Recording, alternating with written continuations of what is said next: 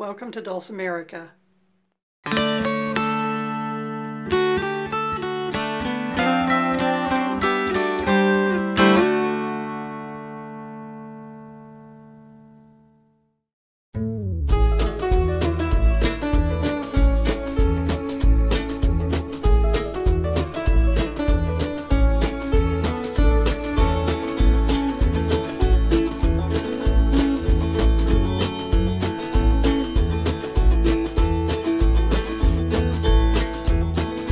Hello everybody, welcome to the Dulcimerica video podcast. I'm on tour in Texas currently, and I am in Brenham right now on a very important day. See, I had planned to come down here to visit Zither Music Company because they endorsed me and I endorsed them. The stand that I got a couple of years ago has been one of my favorites. I've been looking for a fabulous mountain dulcimer stand, as many of us do, and I found it finally, and I met Tony a couple of years ago, and I figured since I was going to be in Texas that I'd come out here and check out the factory. Well, today happens to be their 10th anniversary, and I mean, I couldn't even plan this. I had no idea. So I think it was meant to be, and today you're in for a treat. We're going to go inside and have a look behind the scenes of Zither Music Company.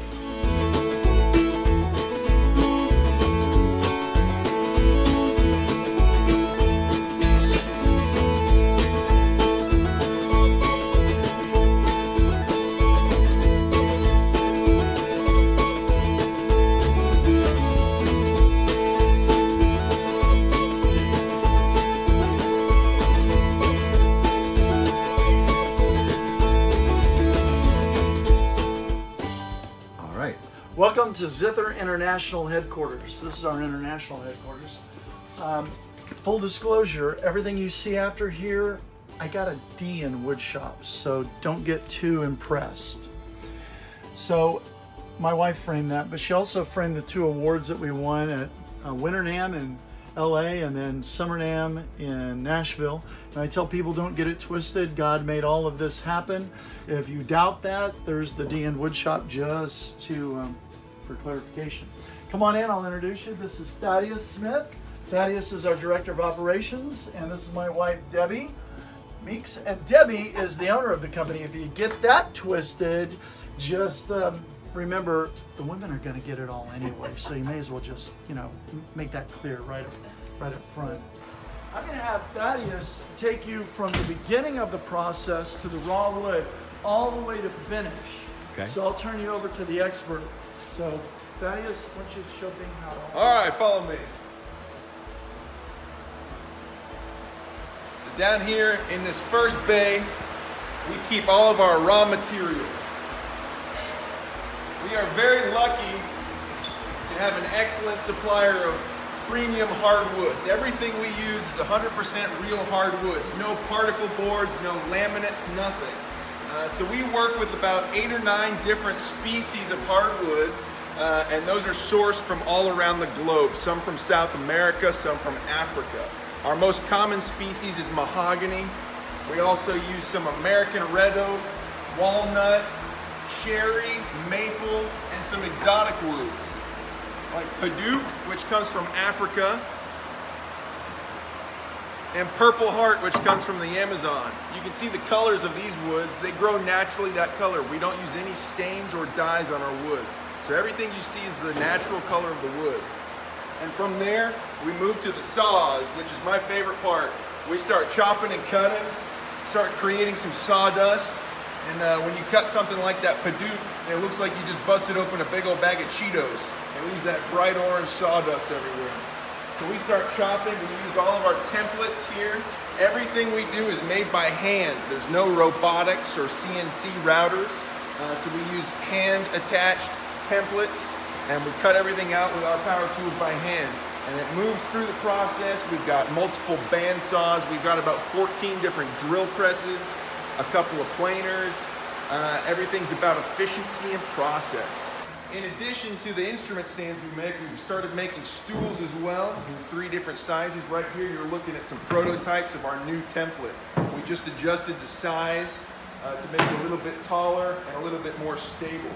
So this is our chair height stool, which is great for pianos, keyboards, things like that. We've also got a counter height and a bar height stool with an excellent footrest. On our instrument stands we feature a wooden strip down the middle of the base, and all that's done by hand in our glue station before it's planed out. And it gives a little bit of the aesthetic touch that we like to provide for our customers. And then after it moves through this bay, we start finishing it and sanding it. We have a gentleman by the name of CJ, and he's our master sander, and he controls this bay. This is our sanding bay. And everything that goes through here comes out looking flawless because of CJ's magic work with his sanding machines. So after it's been sanded, it moves back into finished goods, which you've already seen. So let's go back on inside.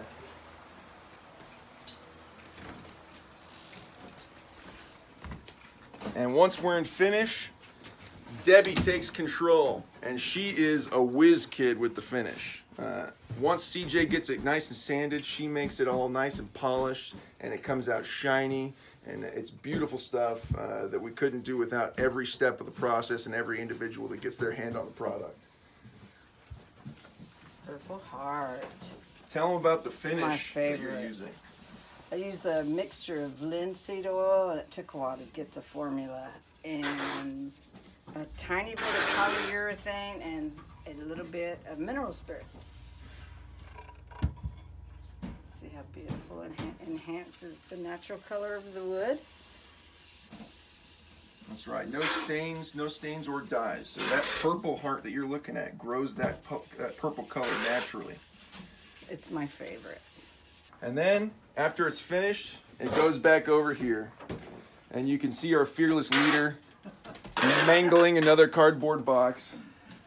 So that's all they let me handle now. Now that they know that I've got a D in wood shop, I don't get to touch and work with the wood out there. Cardboard only.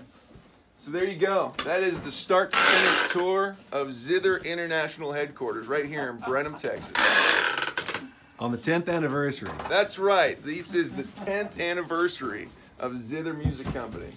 I was at Disney World in Florida with my family, and my daughter at the time was about 5 years old, and we went to Epcot, and at Epcot we saw dulcimers, and I was like, wow, what is that? That is really cool.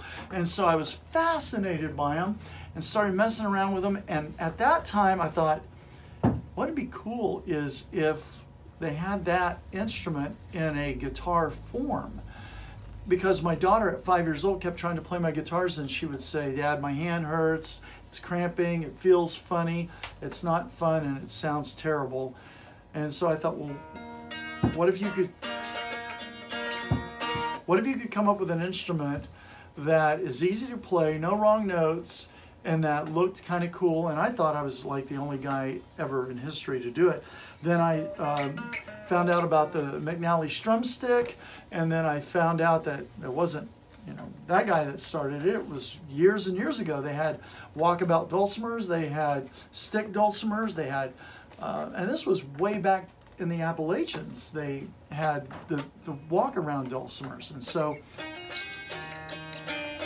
what I did was we started making them acoustic electric. We started making them solid body electric, and we sold a few of them and did pretty good at it until 3 years, 9 months ago.